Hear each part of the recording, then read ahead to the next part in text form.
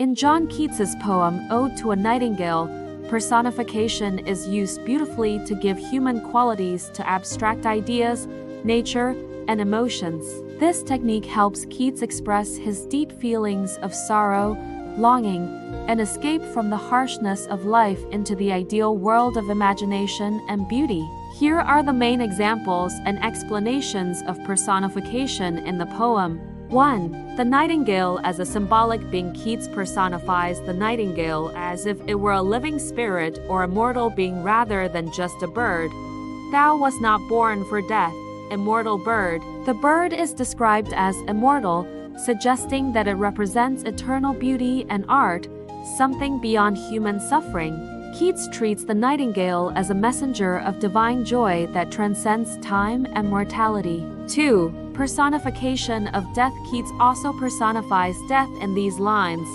I have been half in love with easeful death, called him soft names in many amused rhyme. Here, death is given human traits, someone who can be called or loved. It shows Keats as deep emotional conflict. He sees death as a gentle companion that could free him from pain. 3. Personification of sorrow and beauty. Keats gives life to abstract emotions like beauty and sorrow. Beauty cannot keep her lustrous eyes, or new love pine at them beyond tomorrow. Beauty is given eyes, and love is shown as a living being who can pine suffer.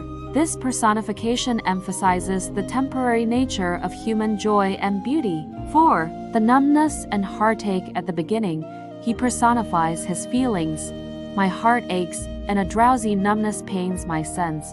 As though of hemlock I had drunk, the drowsy numbness seems to act on him like a person or a force. It reflects his emotional paralysis and longing to escape the human world. In summary, personified element line idea effect. Nightingale, immortal bird, symbolizes eternal art and beauty. Death, easeful death, makes death seem gentle and human like beauty and love. Beauty cannot keep her lustrous eyes, shows fragility of human pleasures. Sorrow and numbness, a drowsy numbness pains my sense, reflects emotional suffering as a living force.